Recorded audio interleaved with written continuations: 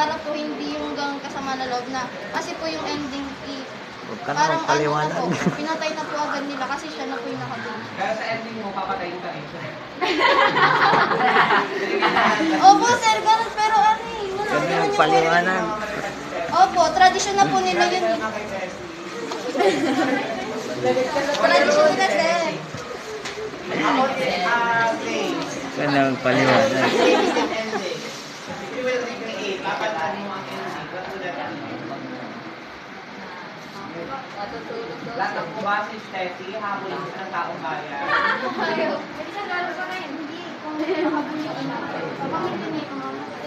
Or dadating din si Darna.